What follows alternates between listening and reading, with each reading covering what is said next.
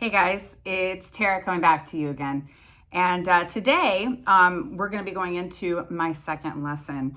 And so I call them lessons, whatever they are. But whatever it is, teachings, we're going to be talking about the myth and truths of awakening.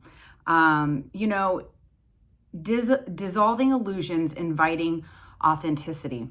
And this is a very interesting topic because there's a lot of people that don't even believe in the awakening and think that those that are woke are a bunch of kooks, a bunch of tree huggers. And quite frankly, for the longest time, I was like, they're off, because I was so immersed in the Christian religion. But upon opening up my eyes and starting to see what was really going on in my life, I actually am going, it's definitely an awakening. So I'm going to go through some of the things today that how they're viewed or some things that are misconceptions about spiritual awakenings. So do me a favor, just pause for a moment. If you could like my video, if you could subscribe, that way you're getting the notifications for my multi-weekly updates. I would greatly appreciate it. Please support my channel. And if you wouldn't mind sharing with somebody that maybe would need to hear this, or maybe somebody that, might benefit from it. So I will tell you this, spiritual awakening, it's different for everybody, obviously, just like everything is different for everybody. But there's a lot of things that are fairly common amongst all people that are awakening. And so my awakening has been happening for many, many years, but it's taken, it comes in increments, and some people may not start opening up their eyes till later on in life, but then some people, it's been happening for a long time. They just didn't necessarily realize it. Then when you start connecting all the dots, you're going, oh, okay, so that's what that was. So anyways, it's going to be deconstructing spiritual myths and building self-honesty. It's really hard to be honest with yourself. I talk to people all the time. They're going to be like, oh yeah, I really like doing this. But then when we get around that particular situation, you find that they're really uncomfortable and they actually don't like it. They just said that because they wanted you to believe something about them. And that's why you always pay attention to people's actions rather than their words, their body language. They tell you what the true answer is by how they act. The sad part is most people actually believe the things that they say, and they try to act like they're okay with it because they said it, and they don't even know how to read their own body. So anyway, let's move right along here. This one's a fun one for me. So what are some myths about awakening? Like, what really is an awakening? And so some myths around this concept are that it's sudden, it's blissful, it's final. It's like, oh, I've awakened, I'm done. No, awakening comes in stages. It's a journey.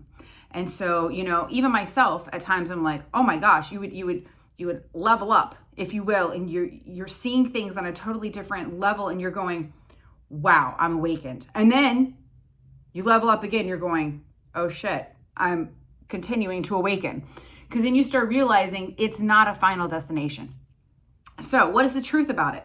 It is cyclical. It is layered and often disruptive before clarifying. So I've been telling you guys, there's been times where I've sat down to talk to people and explain to them what's going on with me.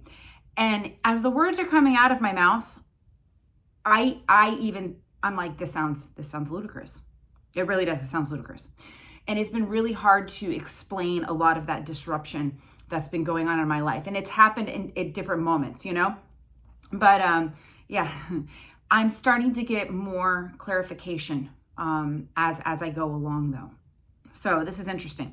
Now I'm going to try to post a couple of things. I looked it up on Google, but it's the hero's journey. It's about like a man in his life and how like the different challenges and the different things that he endures in his life. But it's also called alchemical stages. So when you look in alchemy, and I spoke a little bit on it on the lesson that I did previous to this one, is that, alchemy is the process of changing something old into something new, or, transforming, transmuting it.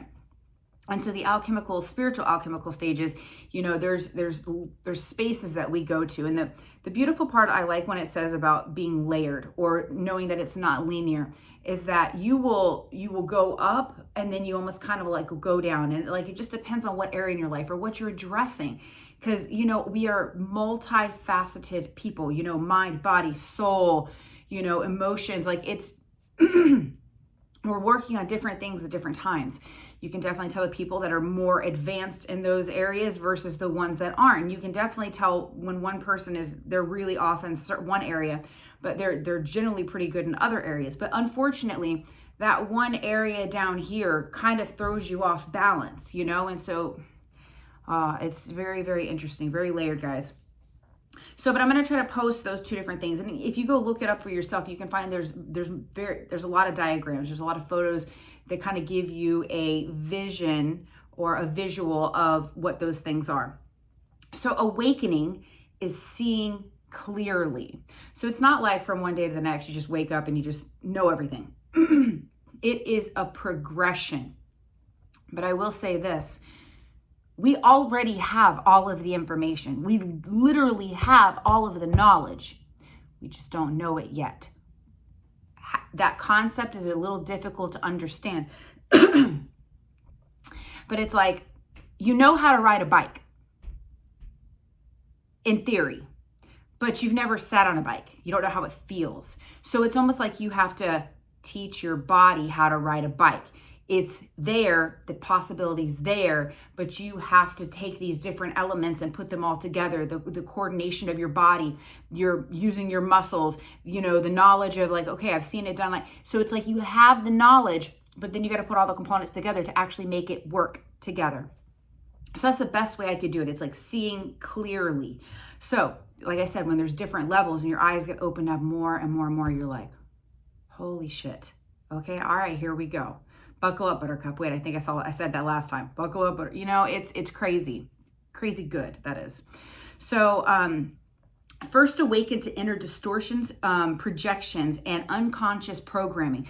When we start realizing that a lot of the things we believe or the way we function or just the way we do things, it's not necessarily because we believe it's the right way or the way we would do it. It's just somebody told us that it worked and that's how it was done. And, obviously as children, that's very helpful. But when you're an adult and you look back, you go, I think I could do this a little bit easier than what I was taught. That right there is going, okay, I only have been doing that because that's what I was told, but there's a better, more, an easier, more make senser type of way, And so then you have to realign with the truth and the presence and the essence, okay? So part of my calling, if anybody has watched that, I was told that I was supposed to come in and, tear apart the ideas and the perceptions that we have and help build truth where there isn't truth. We believe lies. We believe the illusions that have been thrown at us. We are distracted by everything that's going on around us, and it's not even truth. Because truth, we know and we feel it within ourselves, but we have gotten away from trusting ourselves or never learning to trust ourselves because people have been telling us certain things. And so we don't learn to listen to our bodies and to our truth, the truth, because we're too busy listening to the peanut gallery. Honestly, the peanut gallery. Yeah, I like that. So spiritual awakening and the nervous system. Spiritual growth, it stirs trauma responses. So somebody like myself that has endured a trauma or two in my life, it has definitely poked at those areas in my life. And it has caused me to look really deep. I have not crumbled. There have been moments where I felt like I wanted to crumble or, but I just like, I can't, like there's got to be an answer. There's got to be a way to get through this. And like I pushed myself, but then I also started realizing that I could heal from those things and that I did not have to allow them to drive my cart. Sorry, I want another horse, please. So anyways, with that being said, it also disrupts your relationships around you. So this whole spiritual, when you grow up in a family and everybody generally believes the same thing, and or the ones that potentially believe something different just keep their fucking mouth shut and don't say anything and just kind of go along with it to keep the peace, and then, like you've been around this. So when all of a sudden you're just like, hey guys, am I the only one that sees that this is not okay? Like the elephant over here in the room that everybody's been ignoring my entire fucking life. Hello? And they're going, it's not there. It's not there. And I'm going, it's clearly there. And they're going, yeah, but if you say something about it, then it's going to disrupt this, false peace that we are all enduring right now. That's secretly causing roots of disruption in our lives. But don't talk about it because there's going to be more problems to, address it and to like call it out than it is to just ignore it. Yeah. And then you start becoming the crazy one. So yeah, it's pretty common when you have people start falling away from you. Okay. So, spiritual trauma response. Normalize discomfort as a sign, not a failure. So there's a lot of things that are uncomfortable. Think about riding that bike. It's like, that riding that bike is going to get you from, destination A to destination B much quicker. And, but I have to go through the discomfort of actually learning how my muscles and my eye-hand coordination and all that jazz works all simultaneously. And it's uncomfortable when you first start learning. But once you learn, it's like, oh, I got it. So, it's not, when you have discomfort in your life, we need to welcome it. Why is this discomfort here? Pay attention to it. Why is it there? Is it a discomfort because I don't want to get out of my comfort zone? Or is it a discomfort because it's not something that's going to serve me and I need to not go towards it? That's where we have to start becoming self-aware and opening up our eyes to what is really going on. A trauma response is, oh, that's discomfortable. Oh, it's danger. Oh, back away. It's the fight or flight. There's different responses to it. Or we can say, okay, this is uncomfortable, but there's a solution to it and it's actually good for me. I've got to think about those things. So let's go down into awareness. So the practice around this. So there have been many times where I have encountered extreme anxiety. We all have from time to time. And then we all handle it differently. Those of us that come from traumatic experiences, it all piles up on us, especially myself having been and struggling with codependency, is you take all of this on and then all of a sudden you're just like, I can't deal with it all, versus somebody that's been taught to, more appropriate manners of dealing with their anxiety. And they're like, it doesn't bother them as much. But for somebody like myself that has had to grow and learn to become a person that has learned how to deal with my anxiety, it's like I would stop. And I would pay attention to my breathing. I'm alive. I'm well. I've made it past this spot before many times in my life, and I'm going to make it past this. What are the 10 things that I have on my plate? What are the 3 that absolutely have to get done right now in this moment? What are the things that I have to do? And even you might not have 10 minutes. Give yourself 10 minutes. Tell yourself it's okay if you make it late that one time to work because you've got to pull it together. And when you breathe and you convince yourself that you're safe and that you're okay and that you've got this, it's definitely self-talk. It's grounding. Go outside in nature. Breathe the fresh air. Smell the foliage around you. Feel the warmth on your skin. It's a grounding, but breath work. You got to check with your mind, your heart, all these different areas, and then proceed forward little by little. And once you center yourself like that, during the awakening process, there's a lot of times where we have to go, what the hell is going on right now? And you have to center yourself. You have to ground yourself. You have to be like, okay, what is going on here? And then move forward. So, what's wakening up with inside of you? Is it tightness in your chest? Has it been stress in your shoulders and your head? Are you breathing shallow and panicky? What is your body telling you? We need to learn to start paying attention to that because it'll tell you everything you need to know. So once again, I mentioned beforehand that I encourage journaling. It's, I encourage writing down. Actually, I got mine. So I'm going to give you a couple things to think about, and reflect on during this time, and like I said, you could have been doing this for many, many years, or even just starting it now. And maybe this is just a refresher that's needed.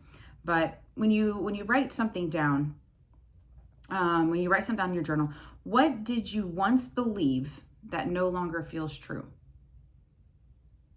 What did you once believe that no longer feels true?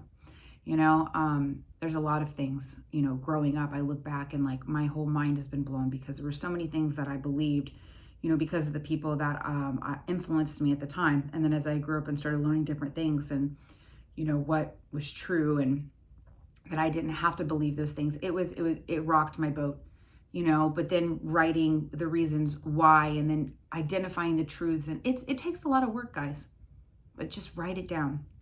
Another one is, what do you sense is beginning to awaken? What do you sense is starting to awaken? Okay.